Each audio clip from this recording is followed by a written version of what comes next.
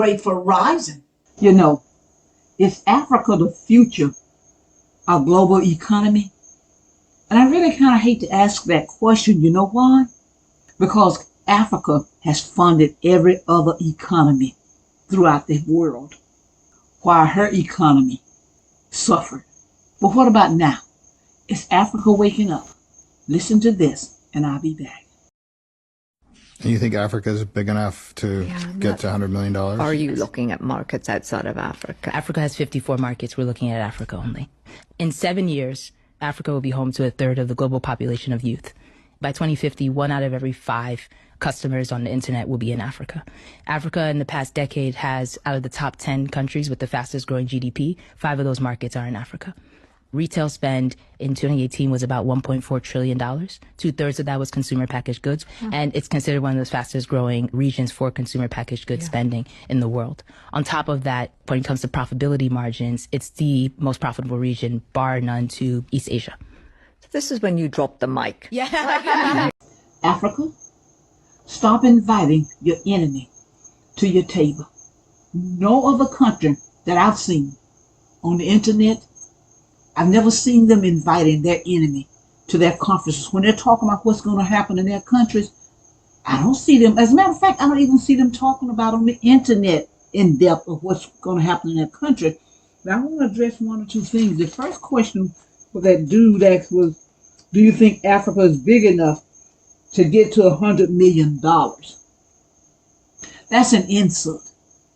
I equate that to President Trump telling the Ugandan that he speaks well. That's an insult. First of all, one of Africa's countries can generate $100 million by themselves. So that answers that question. And the second question was when the woman asked, are you looking at markets outside of Africa?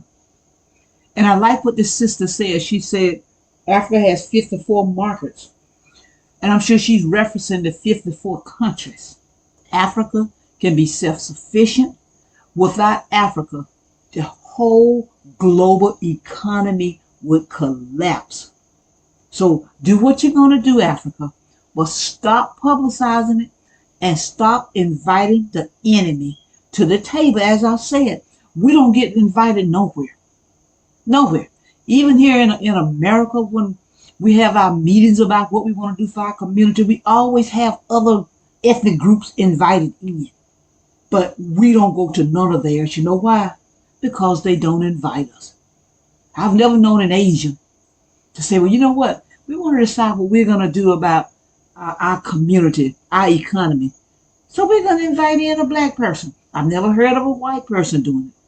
A Mexican. Nobody. And they shouldn't. They shouldn't. And neither should you. Africa, you invited your enemy to the table. Why did you do it? I'm LilyBell. You be encouraged. Subscribe, comment, like, and share. Support our youth in any way you can. Keep on churning till the butter comes.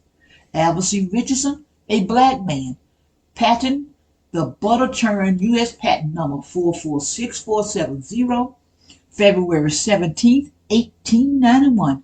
I'm LilyBell. I'm just trying to create a dialogue. I leave you with this. If they close my book, you remember my story.